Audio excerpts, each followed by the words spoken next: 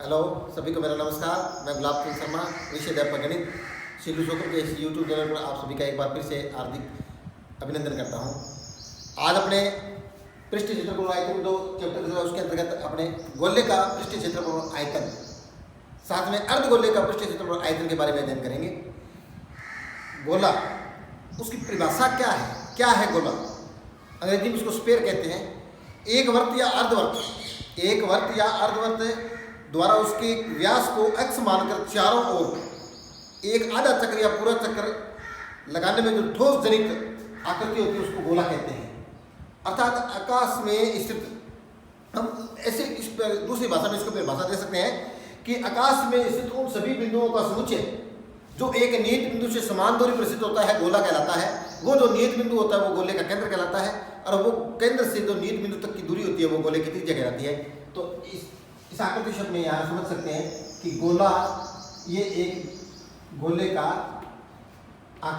आकृति है जिसका ये नियत बिंदु होता है और यहाँ से लेकर के यहाँ तक ये अनंत बिंदु के जो नियत बिंदु से समान दूरी पर जो नियत बिंदु अनंत बिंदु के जो समूह होते हैं गोले के केंद्र से लेकर के यहाँ तक की जो दूरी होती है वो त्रिज्या कहलाती है। ये एक ठोस गोला है, ये गोला है जिसकी त्रिज्या r। इसका एक ठोस जनित जो आकाश में स्थित ठोस जनित जो अनंत बिंदुओं का जो समूह होता है वो एक गोला बनाता है। इस गोले का अपने को आयतन ज्ञात करना हो तो 4/3 पाई r क्यूब इसकी आयतन का सूत्र होता है आगे घन इकाई। इसी प्रकार गोले का आयतन 4/3 पाई r की क्यूब होता है। तो अर्धगोले का आयतन, अगर अर्धगोला है तो उसका आयतन 2/3 पाई r की क्यूब होगा आगे घन इकाई। उसके बाद में गोले का संपूर्ण पृष्ठीय क्षेत्रफल, देखिए गोले का संपूर्ण पृष्ठीय क्षेत्रफल, गोले का वक्र पृष्ठीय क्षेत्रफल, गोले का पृष्ठीय क्षेत्रफल एक चीज है, उसको हम 4 पाई r से, अर्थात गोले का पृष्ठीय क्षेत्रफल एग्जाम के अंदर आ गए, गोले का पृष्ठीय क्षेत्रफल, गोले का संपूर्ण पृष्ठीय क्षेत्रफल, गोले का वक्र पृष्ठीय क्षेत्रफल, तो ये सभी है वो 4 पाई r स्क्वायर से उसको व्यक्त किया जाएगा। 4 पाई r स्क्वायर आगे वर्ग इकाई, ये गोले का संपूर्ण पृष्ठीय क्षेत्रफल होता है, वक्र पृष्ठीय क्षेत्रफल होता है, गोले का पृष्ठीय क्षेत्रफल होता है। उसके बाद में अर्धगोला, अर्धगोले का अगर अपने को वक्र पृष्ठीय क्षेत्रफल ज्ञात करना है, अर्धगोले का पृष्ठीय क्षेत्रफल अगर आपको एग्जाम में पूछा जाए कि अर्धगोले का पृष्ठीय क्षेत्रफल, तो इसका सूत्र होगा 2 पाई r स्क्वायर आगे वर्ग इकाई। और अगर आपको अर्धगोले का संपूर्ण पृष्ठीय क्षेत्रफल पूछा जाए एग्जाम के अंदर कि अर्धगोले का संपूर्ण पृष्ठीय क्षेत्रफल ज्ञात करो तो 3 पाई r स्क्वायर आगे वर्ग इकाई। अब देखिए यहाँ आपको इतना समझना है कि अर्धगोले का पृष्ठीय क्षेत्रफल और संपूर्ण पृष्ठीय क्षेत्रफल, अगर पृष्ठीय क्षेत्रफल का कुछ रहता है तो 2 पाई r स्क्वायर लगेगा, अर्थात जो अर्धगोला है वो गोला है। और अगर आपको अर्धगोले का संपूर्ण पृष्ठीय क्षेत्रफल पूछा जाए तो 3 पाई r स्क्वायर सूत्र लगेगा, क्योंकि वो ठोस अर्धगोला हो गया और ठोस अर्धगोले के ऊपर एक पाई r स्क्वायर अपने पास एक प्राप्त और हो जाता है। 2 पाई r स्क्वायर के अंदर पाई r स्क्वायर प्लस होता है तो 3 पाई r स्क्वायर अर्धगोले का संपूर्ण पृष्ठीय क्षेत्रफल आ जाता है। अर्धगोले का संपूर्ण पृष्ठीय क्षेत्रफल अगर आपको एग्जाम में क्वेश्चन आए तो 3 पाई r स्क्वायर का प्रयोग करेंगे। और अर्धगोले का पृष्ठीय क्षेत्रफल का अगर आपको क्षेत्रफल पूछे अर्धगोले का पृष्ठीय क्षेत्रफल तो 2 पाई r स्क्वायर का प्रयोग करेंगे और क्षेत्रफल को वर्ग इकाई में मापेंगे और आयतन को घन इकाई में मापेंगे। ये तो हमने सीख लिया है कि क्षेत्रफल हमेशा कोई समतल में स्थित कोई वस्तु जितना स्थान घेरती है वो उसका क्षेत्रफल कहता है और क्षेत्रफल को हमेशा वर्ग इकाई में मापा जाता है। और आकाश में स्थित जो वस्तु होती है वो उसको आकाश में कितना स्थान घेरती है वो उसका आयतन होता है, आयतन को हमेशा क्यूब इकाई में मापा जाता है। तो इसको इन जो ये सूत्र है इन सूत्रों पर आधारित किस तरह के क्वेश्चन आपको पेपर में आ सकते हैं, किस तरह के क्वेश्चन आपको एग्जाम में पूछे जा सकते हैं, उस पर आधारित अपने सवाल करते हैं। तो एक सवाल है कि आपको अर्धगोले की त्रिज्या दे दी 7 सेमी, गोले की त्रिज्या दे दी 7 सेमी, उसका पृष्ठीय क्षेत्रफल पूछा है। अब गोले की त्रिज्या आपके पास 7 सेमी है जिसको हम r से व्यक्त कर रहे हैं, गोले की त्रिज्या को r से व्यक्त कर रहे हैं, उसका पृष्ठीय क्षेत्रफल पूछा है। अब गोले का पृष्ठीय क्षेत्रफल, अभी थोड़ी देर पहले मैंने बताया आपको कि गोले का पृष्ठीय क्षेत्रफल, संपूर्ण पृष्ठीय क्षेत्रफल, गोले का वक्र पृष्ठीय क्षेत्रफल, ये सब एक चीज है, वो है 4 पाई r स्क्वायर। तो r आपको दे दिया, गोले का पृष्ठीय क्षेत्रफल पूछा है तो 4 पाई r स्क्वायर का प्रयोग करेंगे। सूत्र का 4 पाई r स्क्वायर, 4 का 4 पाई का मान 22/7 और r की स्क्वायर r अपने पास त्रिज्या है तो 7 × 7, 7 से 7 कट गया, 22 88 को अपने 7 से गुणा करेंगे, 7 × 8 56 असला के 5, 7 × 8 56 और 5 616 वर्ग सेमी आगे वर्ग सेमी इसका आंसर। ये 616 वर्ग सेमी है वो गोले का पृष्ठीय क्षेत्रफल है कब है जब आपको उसकी त्रिज्या दे दी 7 सेमी। इसी प्रकार का एक क्वेश्चन है, अभी अपने को ये क्वेश्चन किया गोले का पृष्ठीय क्षेत्रफल था। अब आपको एक क्वेश्चन आ गया, एक गोले की त्रिज्या है वो 3.5 सेमी है, एक अर्धगोले की त्रिज्या 3.5 सेमी है, उसके अर्धगोले का आयतन और पृष्ठीय क्षेत्रफल ज्ञात करना है। अब अर्धगोला है उसका पृष्ठीय क्षेत्रफल पूछा है आपसे, अर्धगोले का अगर पृष्ठीय क्षेत्रफल पूछा है तो अभी मैंने आपको बताया कि अगर आपको क्वेश्चन के अंदर अर्धगोले का पृष्ठीय क्षेत्रफल आता है तो 2 पाई आर स्क्वायर का प्रयोग करेंगे। तो आर आपके पास 3.5 सेमी है, आप यहाँ लिखेंगे अर्धगोले का पृष्ठीय क्षेत्रफल बराबर 2 पाई आर स्क्वायर, 2 का 2, पाई का मान 22/7 इंटू आर की स्क्वायर अर्थात 3.5 इंटू 3.5, 7 पंजा 35, 5 दूनी 10, 1 22 है तो 22, 22 को 3.5 से गुणा करेंगे, 22 पंजा 110, 11 22 दिया 66 और 11 77, तो 77 वर्ग सेमी इसका आंसर आ गया। 22 पंजा 110, 11 11, 5 दूनी 10, 1 22 से कम 22, 22 को गुणा 22 पंजा 110, 22 की 66 और 11 77 वर्ग सेमी है वो इसका अपने पास अर्धगोले का पृष्ठीय क्षेत्रफल आ गया है। इसी प्रकार अगर आपको इसका आयतन पूछे, अगर आपको इसका आयतन पूछे तो आप पाई का मान 22/7, आयतन अर्धगोले का आयतन 2/3 पाई आर की क्यूब होता है, 2 का 2/3 इंटू पाई का मान 22/7 इंटू आर अपने पास 3.5 है तो 3.5 इंटू 3.5 और गुणा में 3.5, 3 बार लिखेंगे तो 7 पंजा 35, अब 3.5 का 3.5 से गुणा करेंगे, फिर 0.5 से गुणा करेंगे, 22 से गुणा करके 3 का भाग दे देंगे, आगे गणित से लिख देंगे। तो इस सूत्र का प्रयोग करेंगे। अगर आपको अर्धगोले का आयतन पूछे तो 2/3 पाई आर की क्यूब का सूत्र का प्रयोग करेंगे, और अर्धगोले का पृष्ठीय क्षेत्रफल अगर आपसे पूछे तो 2 पाई आर स्क्वायर का प्रयोग करेंगे। अगर इसी क्वेश्चन के अंदर अर्धगोले का पृष्ठीय संपूर्ण पृष्ठीय क्षेत्रफल पूछ लेता तो 3 पाई आर स्क्वायर का प्रयोग करते हैं। तो ये सूत्र है, गोले का पृष्ठीय क्षेत्रफल 4 पाई आर स्क्वायर, अर्धगोले का पृष्ठीय क्षेत्रफल 2 पाई आर स्क्वायर, अर्धगोले का संपूर्ण पृष्ठीय क्षेत्रफल 3 पाई आर स्क्वायर। ये तो क्षेत्रफल के अंदर है। अगर अर्धगोले का आपको आयतन पूछे तो 2/3 पाई आर की क्यूब का प्रयोग करेंगे, और गोले के आयतन का अगर आपको क्वेश्चन पूछा जाए तो 4/3 पाई आर की क्यूब का प्रयोग करेंगे। इस पर आधारित एक सवाल अभी अपने और करते हैं कि अगर आपको अभी हमने आपको त्रिज्या दी हुई थी, आपको गोले का पृष्ठीय क्षेत्रफल, गोले का आयतन, अर्धगोले की त्रिज्या दी हुई थी, अर्धगोले का पृष्ठीय क्षेत्रफल, संपूर्ण पृष्ठीय क्षेत्रफल और आयतन का आयतन सीखा। अब अगर आपको अर्धगोले का या गोले का आपको आयतन या पृष्ठीय क्षेत्रफल दोनों में से एक चीज दे दे और आपको त्रिज्या पूछ ले तो फिर उसको किस तरह से करेंगे? तो जो चीज आपको दी हुई है उस सूत्र का प्रयोग आप करेंगे। तो सर्वप्रथम आपको दिया हुआ है कि एक गोले का पृष्ठीय क्षेत्रफल 1386 वर्ग सेमी है, उसकी त्रिज्या पूछी आपसे। अब गोले का पृष्ठीय क्षेत्रफल दिया हुआ है, गोला है, उसका पृष्ठीय क्षेत्रफल दिया हुआ है, 4 पाई आर स्क्वायर का प्रयोग करेंगे। 4 पाई आर स्क्वायर का प्रयोग करेंगे तो यहां आप लिखेंगे 4 पाई आर स्क्वायर बराबर 1386 वर्ग सेमी। अब याद रखना है वर्ग सेमी है, आप आगे आप यहाँ एक बार सेमी स्क्वायर लगा सकते हैं। उसके बाद में 4 का मान 4 और पाई का मान 22/7, आर अपने से पूछा है अर्थात अपने पास आर है नहीं, आर की स्क्वायर बराबर 1386। अब 4 के बटा में आप लिख लगाइए आर की स्क्वायर बराबर 1386, 4/1 गुणा में है, इधर इसी भाग में 1/4, 22 के साथ इधर के 7/22। अब आप 22 का भाग दे दें, 22 का 132, 6 बचे 22 66, आर की स्क्वायर बराबर देखिए आर की स्क्वायर बराबर इसका गुणा कर लेंगे, 7 की 21 सतलागी 2, 7 की 42 और 2 44, 441/4।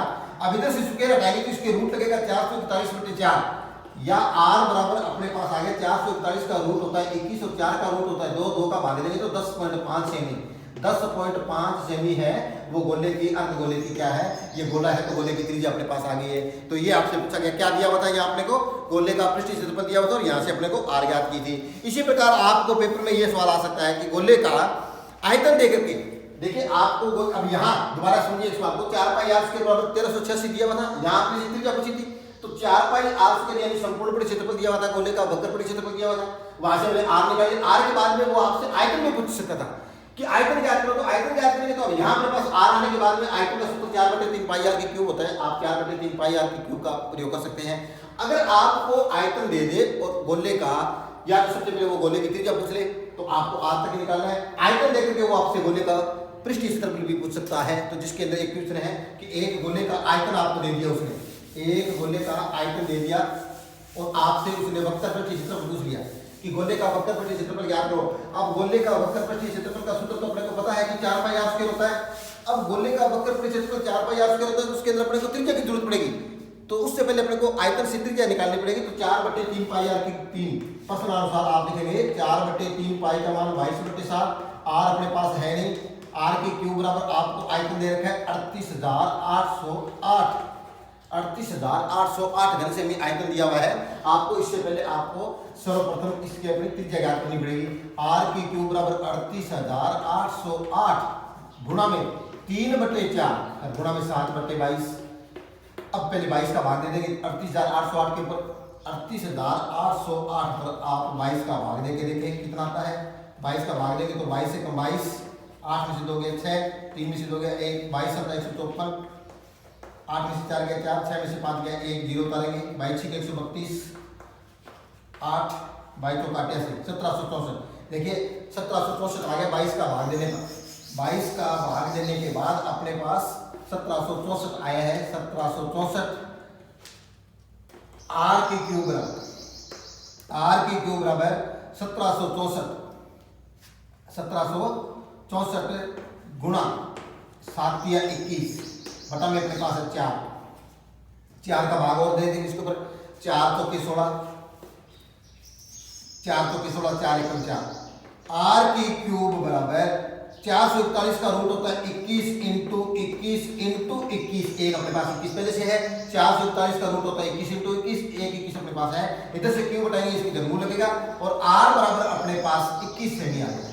आर उसकी 21 सेमी आ गई। कितने सेमी आ गई? आपको आयतन दिया हुआ था 38,808 घन सेमी, उससे हमने त्रिज्या प्राप्त कर ली। और त्रिज्या के बाद में अगर वो आपसे गोले का संपूर्ण पृष्ठीय क्षेत्रफल, गोले का वक्र पृष्ठीय क्षेत्रफल अगर आपसे पूछे तो 4 पाई आर स्क्वायर का प्रयोग करेंगे। 4 का 4, पाई का मान 22/7 और त्रिज्या अपने पास है 21 अपने पास आ गई है। 7 के 21, 4 के 12, 22 66 को 4 से गुणा कर लेते हैं, या 22 66, 21 का 84, 6 का 24, असल आ गई 2, 8 से 48 और 2 50। ये सेम टू सेम यहाँ आने वाला है 0.5, तो ये अपने पास 4 4 5 5544 वर्ग सेमी आपके पास वक्र पृष्ठीय क्षेत्रफल आ गया गोले का। तो दिया गया था गोले का आयतन 38,808 सेमी। उससे पहले हमने आयतन से त्रिज्या ज्ञात की और त्रिज्या अपने पास 21 सेमी आने के बाद में गोले का संपूर्ण पृष्ठीय क्षेत्रफल आपसे पूछा था, गोले का वक्र पृष्ठीय क्षेत्रफल आपसे पूछा था। तो 4 पाई आर स्क्वायर द्वारा हमने निकाल लिया, 5544 वर्ग सेमी आया है। इसी प्रकार आपको अगर वक्र पृष्ठीय क्षेत्रफल 5544 दे दे, अगर आपको आयतन पूछे तो 5544 बराबर 4 पाई आर स्क्वायर लिख करके वहां से आप आर का मान प्राप्त कीजिए। आर मतलब गोले की त्रिज्या प्राप्त करेंगे और गोले की त्रिज्या प्राप्त करने के बाद में आप उसका आयतन पूछे अगर आपसे तो 4/3 पाई आर की क्यूब का सूत्र का प्रयोग करके अपने आयतन निकाल लेंगे। इस तरह से है गोले का ये 4 सूत्र है गोले का आयतन, गोले का वक्र पृष्ठीय क्षेत्रफल और गोले अर्धगोले का आयतन और अर्धगोले का जो पृष्ठीय क्षेत्रफल होता है और संपूर्ण पृष्ठीय क्षेत्रफल होता है उसमें आपको ध्यान रखना है कि अगर आपको एक क्वेश्चन जैसे अभी एक सवाल है इसके अंदर कि इसमें आपको इसने ये दिया है कि एक अर्धगोले की त्रिज्या 4.5 सेमी है, उसका वक्र पृष्ठीय क्षेत्रफल ज्ञात करो, यानी पृष्ठीय क्षेत्रफल ज्ञात करो तो 2 पाई आर स्क्वायर का प्रयोग करेंगे। अगर आपको गोले की त्रिज्या देकर के वो अर्धगोले की त्रिज्या देकर के संपूर्ण पृष्ठीय क्षेत्रफल पूछे तो 3 पाई आर स्क्वायर का प्रयोग करेंगे। तो ये है गोले से संबंधित प्रश्न। इस पर अपने अभी एक चीज मैं आपको और बताना चाहता हूं कि अब जो अभी हमने ये गोले के बारे में सीखा है, तो अब अगर आपको एक जैसे फुटबॉल है वो जिस धातु की बनी हुई है उसका आयतन पूछा है। अब फुटबॉल है वो एक क्या है, खोखला गोला है, लेकिन उसमें हवा भरी हुई है, वो खोखला है, उसमें लगी धातु का अगर आपसे आयतन पूछा जाए तो फिर आपको 4/3 पाई आर की क्यूब सूत्र का प्रयोग नहीं करना पड़ेगा। आपको खोखले यानी उस धातु का अगर आपको आयतन पूछ ले तो उसमें आपको ये खोखला गोला हो गया, उसमें गोलीय कोष का आयतन यानी आपको जैसे आपको याद हो तो अभी हमने 15वीं प्रश्नावली जो वर्ग की वृद्धि और क्षेत्रफल थी उसमें सेकंडरी वर्ग का जो क्षेत्रफल हमने ज्ञात किया था पाई r1 square minus r2 square. उसी प्रकार अगर आपको गोले के अंदर लगी धातु का अगर आपको आयतन पूछे तो उसके अंदर आपको गोलीय कोष का आयतन निकालना पड़ेगा, जो कि सूत्र होता है उसमें आपको गोलीय कोष का आयतन यानी उसमें लगी धातु का आयतन, गोलीय कोष का आयतन बराबर 4/3 पाई r1 क्यूब माइनस 4/3 पाई r2 क्यूब का प्रयोग करेंगे।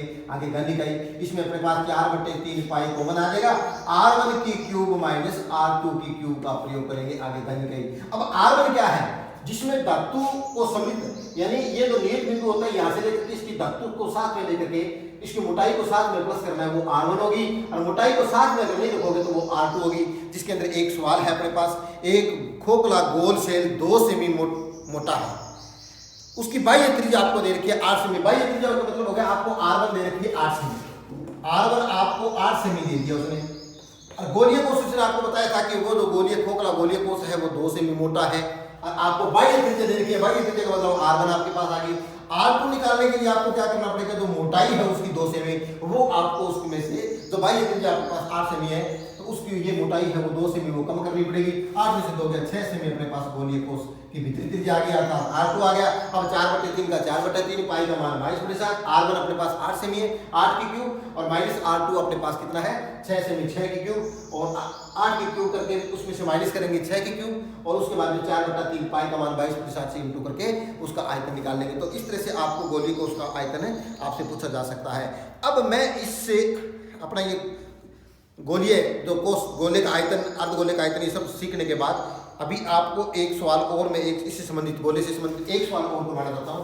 उसके बाद मैं आपको एक चीज और बताना चाहूंगा जो कि अपने पूरी की पूरी जितने भी अपने अभ्यास किए पृष्ठ आयतन उससे संबंधित है, जो आपको काफी काम आएंगे। आपको कंपटीशन एग्जाम में किसी भी तैयारी में उस तरह के क्वेश्चन आपको पेपर में पूछे जाते हैं, तो उस तरह के क्वेश्चन अपने अभी करने बाकी है, वो अभी करेंगे। लेकिन उससे पहले एक सवाल और है कि 2 गोले के पृष्ठीय क्षेत्रफलों का अनुपात दिया हुआ है। 2 गोले हैं उनके पृष्ठीय क्षेत्रफल का अनुपात दिया हुआ है। 2 गोले अपने पास है तो एक गोला 2 गोलों के पृष्ठीय क्षेत्रफल का अनुपात दिया हुआ है। इसका मतलब एक गोला बड़ा है एक गोला छोटा है, उनके पृष्ठीय क्षेत्रफल का अनुपात बड़े गोले की त्रिज्या वक्र पृष्ठीय क्षेत्रफल को अपने 4πr1 स्क्वायर से व्यक्त करेंगे, तो छोटे गोला है उसकी त्रिज्या को r2 से 4πr2 स्क्वायर से व्यक्त करेंगे। उसके क्षेत्रफल का अनुपात आपको दे रखा है 4:9।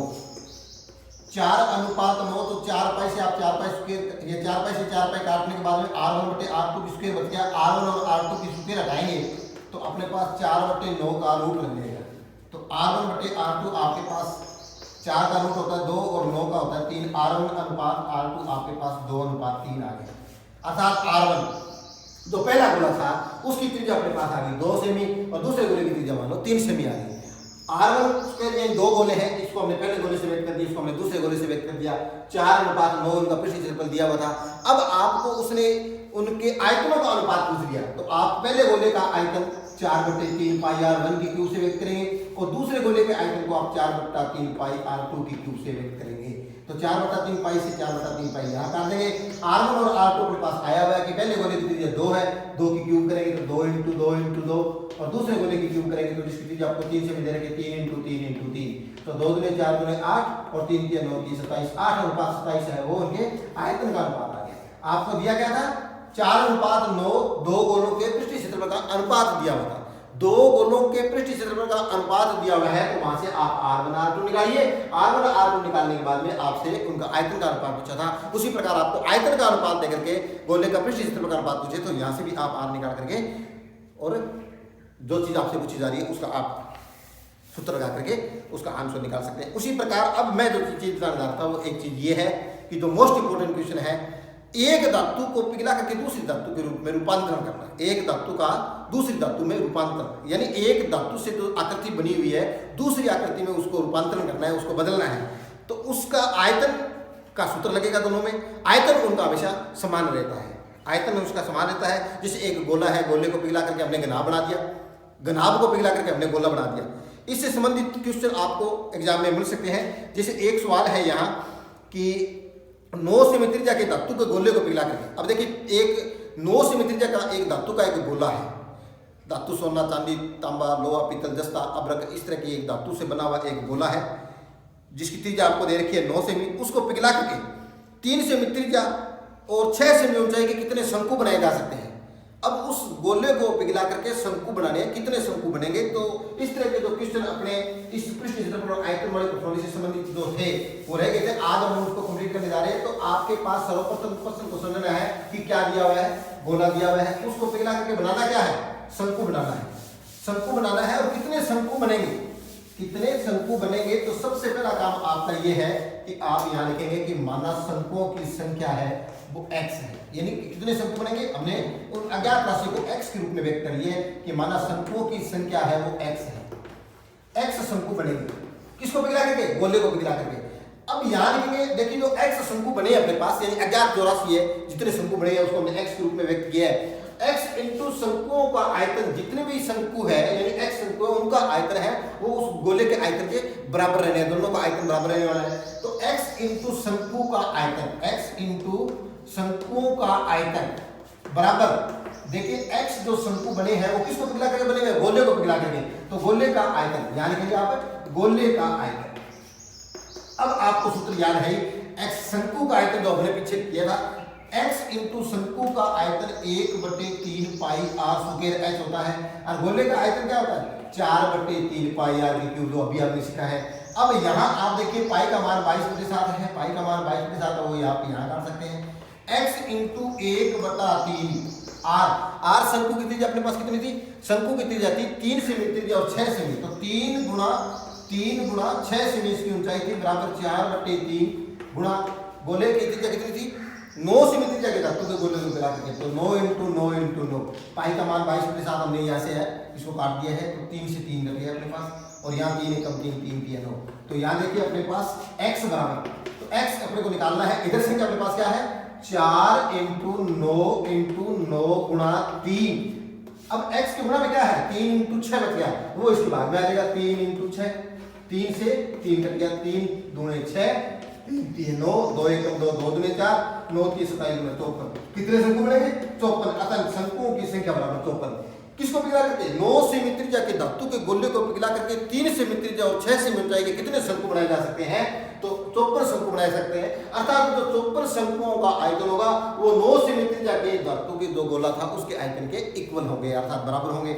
इसी प्रकार आपको एक क्वेश्चन है कि अपने पास अब की बार गोले को पिघला करके शंकु बनाया गया था, अब अपने पास एक जो बेलन है वो शीशे की धातु का बना हुआ है, बेलन को पिघला करके 4 सेमी त्रिज्या और 10 सेमी ऊंचाई के कितने गोले बनाए जा सकते हैं।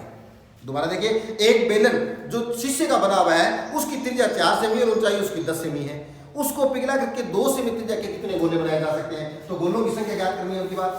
अच्छा, किसको पिघलाया जा रहा है, अब की बार बेलन को पिघलाया जा रहा है और गोले बनाए जा रहे हैं, कितने गोले बनेंगे, तो सबसे पहले आपको यहाँ जिसको अपने को ज्ञात करना है उसको आप x के रूप में मान लीजिए कि कितने यहाँ गोलों की संख्या, अभी जो सवाल थी तो उसमें शंकु कितने शंकु बनाए जा सकते हैं, तो शंकुओं की संख्या x थी, यहाँ अपने को गोले बनाए जा रहे हैं, कितने गोले बनाए जा सकते हैं, तो यहाँ आप लिखेंगे कि माना गोलों की जो संख्या होगी वो x गोले बनेंगे, माना गोलों की संख्या बराबर x गोले बनेंगे। अब x गोलों का आयतन, क्योंकि आयतन का सूत्र रहेगा दोनों का आयतन में से समान रहेगा, x गोलों का जो आयतन होगा वो बेलन के आयतन के बराबर होगा, जो शीशे की धातु का जो बेलन बना हुआ है उसके बेलन का आयतन x इंटू 4/3 पाई r की क्यूब, पाई का मान 22/7 r की क्यूब, कितने सेमी त्रिज्या के 2 सेमी त्रिज्या के कितने गोले बनाए जा सकते हैं, तो 2 इंटू 2 बराबर बेलन का आयतन पाई r स्क्वायर होता है, पाई का मान 22/7 इंटू त्रिज्या, कितने सेमी त्रिज्या है बेलन की त्रिज्या 4 सेमी और ऊंचाई है 10 सेमी, तो पाई r square h 4 into 10 semi इसकी ऊंचाई है बेलन की, 22/7 से 22/7 काट लीजिए। अब x बराबर अपने पास इधर क्या है 4 गुणा 10, इधर जो संख्या अपने पास इंटू में वो इधर जाकर संख्या बाद में हो जाएगी, तो 4/3 इधर आकर के 3/4 हो जाएगा, और 2 दूने 4 दूने 8/1 इधर आकर के 1/8 हो जाएगा, 8/1 1/8 हो जाएगा, तो यहाँ 4 से 4 कट गया,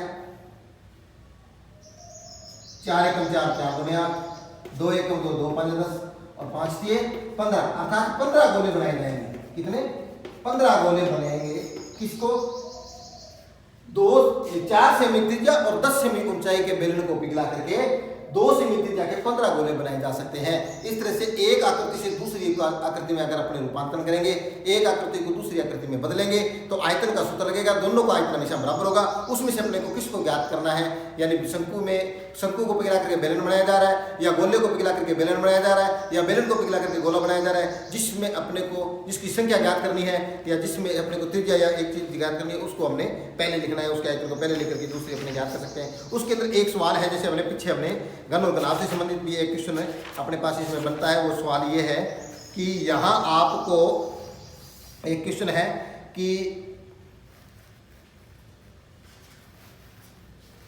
3 घन है 8 सेमी 6 सेमी और 1 सेमी, 3 घन है, 3 घनों को पिघला करके 3 घन जिनकी अलग अलग भुजाएं दे दी आपको, उन तीनों घनों को पिघला करके एक नया बड़ा घन बनाया जाता है, उस घन का संपूर्ण पृष्ठीय क्षेत्रफल आपसे पूछा जा सकता है। तो 3 घनों को पिघला करके एक बड़ा घन बनाया गया है। तो अब आप देखिए घन को पिघला करके 3 घन है छोटे छोटे अपने पास, जिसकी भुजाएं आपको दे रखी है 8 सेमी, 6 सेमी और 1 सेमी।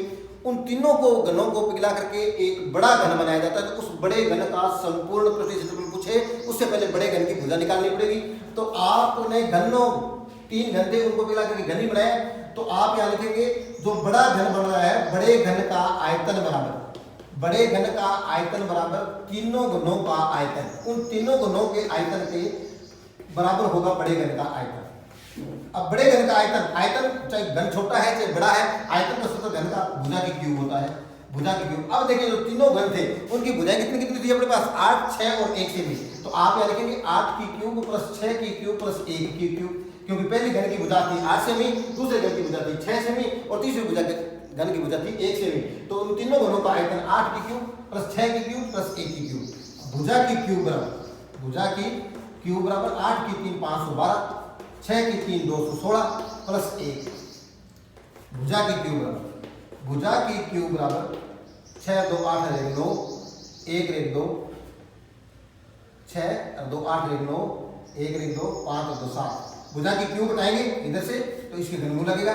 भुजा 729 का घनमूल होता है 9 सेमी, कितना सेमी, 9 सेमी। तो ये इसकी भुजा आ गई। अब उसने ये पूछा था कि बड़े जो घन बनाया है उसका संपूर्ण परिधि क्षेत्रफल, तो बड़े घन का संपूर्ण परिधि क्षेत्रफल का सूत्र 6 भुजा स्क्वायर होता है। तो आप देखिए बड़े घन का संपूर्ण परिधि क्षेत्रफल 6 भुजा स्क्वायर, 6 × 9 की स्क्वायर, 9 की स्क्वायर यानी 81, 81 को 6 से गुणा कर देंगे तो ये बड़े घन का संपूर्ण परिधि क्षेत्रफल आ गया। इस तरह के सवाल आपको एग्जाम में पूछे जा सकते हैं। एक दीवार है, इतने मीटर लंबी है, इतनी से मीटर चौड़ी है और इतनी सेमी वो ऊंची है। उस चौड़ी दीवार को बनाने में इस 22 सेमी गुणा 10 सेमी गुणा 17 सेमी माप की कितनी ईंटों की जरूरत पड़ेगी, ईंटों की संख्या ज्ञात करनी है। दीवार है उसकी लंबाई चौड़ाई ऊंचाई दे रखी है, ईंटों की भी लंबाई चौड़ाई ऊंचाई दे रखी है। इसका मतलब जब क्वेश्चन के अंदर लंबाई चौड़ाई ऊंचाई का क्वेश्चन है तो वो घनाभ है, और जो ईंटों की संख्या वो भी लंबाई चौड़ाई ऊंचाई में वो भी घनाभ है। तो ईंटों की संख्या ज्ञात करनी है तो यहाँ पर ईंटों की संख्या ज्ञात कर सकते हैं। इसी प्रकार सेम टू सेम क्वेश्चन में इसी प्रकार अब एक सवाल और है जो अब देखिए कि एक 20 मीटर गहरा और 7 मीटर व्यास का एक कुआं खोदा जाता है। अब आपको इस प्रश्न से समझना यह है कि कुआं है वो किस आकृति का है, कुआं है वो किस आकृति का होता है, कुआं खोदा जाता है। अब कुएं तो खोदेंगे तो उससे जो मिट्टी निकलेगी उस मिट्टी को उसने क्या किया है, उस मिट्टी को 22 मीटर गुणा 14 मीटर माप का एक चबूतरा बना दिया। अब आपको ये समझना है कि जो कुआं खोदा गया है वो कुआं किस आकृति का है और जो चबूतरा बनाया जा रहा है वो किस आकृति का है। अब जो कुआं खोदा जा रहा है वो जो मिट्टी है उसी मिट्टी का जो चबूतरा बनाया जा रहा है, तो सीधी सी बात यही है कि जो कुएं का आयतन और चबूतरे का आयतन है वो बराबर है। अब अपने से पूछा क्या है कि चबूतरा कितना ऊंचा उठेगा, चबूतरा कितना ऊंचा बनेगा, उसकी ऊंचाई पूछी है। तो सबसे पहले आप यहाँ देखिए चबूतरा किस आकृति का है, लंबाई उसकी दे रखी है, चौड़ाई उसकी दे रखी है, ऊंचाई अपने को ज्ञात करनी है। इसका मतलब होगा कि चबूतरा वो घनाभ है। और तो कुआं खोदा गया है, कुआं किस आकृति का होता है, बेलनाकार आकृति का हो गया। तो यहाँ आप लिखेंगे चबूतरे का आयतन बराबर, चबूतरे का आयतन, या आप ये भी लिख सकते हैं घनाभाकार, क्योंकि आपको पता लगा घनाभ है तो घनाभाकार चबूतरे का आयतन, चबूतरे का घनाभाकार चबूतरे का आयतन बराबर बेलनाकार कुएं का आयतन, या बेलनाकार कुएं से निकली मिट्टी का आयतन। बेलनाकार कुएं का आयतन भी लिख सकते हैं, बेलनाकार कुएं से निकली मिट्टी का आयतन भी लिख सकते हैं। तो यहाँ आपके पास घनाभाकार चबूतरा है तो आप लिखेंगे लंबाई गुणा चौड़ाई गुणा ऊंचाई, और बेलनाकार कुएं तो उसका आयतन हो गया पाई आर स्क्वायर। लंबाई कितनी देर की है 22 मीटर, चौड़ाई कितनी देर की है 14 मीटर, उसकी ऊंचाई अपने को ज्ञात करनी है। पाई का मान 22 मीटर 7। बेलनाकार कुआं, अब कुएं के जो 7 मीटर व्यास का कुआं है और 20 मीटर गहरा खोदा जाता है। 7 मीटर व्यास का तो 7/2 उसकी त्रिज्या होगी, 7/2 × 7/2 × 20 मीटर गहरा कुआं खोदा जाता है। तो यहाँ अपने को क्या करना है, एच निकालना है, चबूतरे की ऊंचाई ज्ञात करनी है। आप 7 से 7 काट सकते हैं, 2 का भाग देंगे तो 11 आ जाएगा, 2 का भाग देंगे तो 10 आ जाएगा। इधर अपने पास संख्या आ गई 11 × 7 × 10 और बटा में 22 × 14 जो इसके गुणा में है वो इसके बटा में आ जाएगा। तो 22 × 14, 11 × 11, 11 × 22, 2 × 2, 2 × 5 10, 7 ×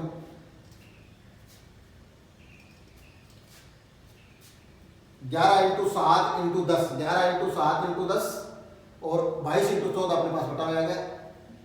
7 × 14, 2 × 5 10, 7 × 14, 2 × 5 10, 11 × 22 और 5/2, 2 का भाग देंगे तो 2.5 मीटर है वो बेलना नाभाकार जो चबूतरा है उसकी ऊंचाई आ गई कि चबूतरा है वो 2.5 मीटर ऊंचा बनेगा। इस तरह के सवाल एक आकृति को दूसरी आकृति में पिघला करके अगर किसी दूसरी आकृति में रूपांतरण किया जा रहा है तो उसमें हमेशा आयतन का सूत्र लगेगा और आयतन हमेशा दोनों का समान रहेगा। तो आज हमने तो पृष्ठीय क्षेत्रफल आयतन हमने जो चैप्टर शुरू किया था उसके अंतर्गत हमने घन, घनाभ, बेलन, गोला, शंकु के आयतन, उनका पृष्ठीय क्षेत्रफल, संपूर्ण पृष्ठीय क्षेत्रफल और एक आकृति से दूसरी आकृति में रूपांतरण हो तो आयतन का जो सूत्र लगता है उसके संबंधित हमने सवाल किए हैं, हल किए हैं। तो अब जो पृष्ठीय क्षेत्रफल और आयतन के सभी प्रकार के जो क्वेश्चन है वो आपके इस चैप्टर में कंप्लीट हो गए हैं। जितने भी क्वेश्चन आपके पास गोले के, अर्धगोले के जितने भी क्वेश्चन आपके पास हैं उनको हल करें, बार बार उनको समझने की कोशिश करें और सूत्र है वो जितने भी सूत्र हैं इनके वो कंठस्थ करें। तो आज हमने गोले के बारे में जो अध्ययन किया है, आशा करता हूँ कि ये वीडियो आपको काफ़ी पसंद आई है। धन्यवाद।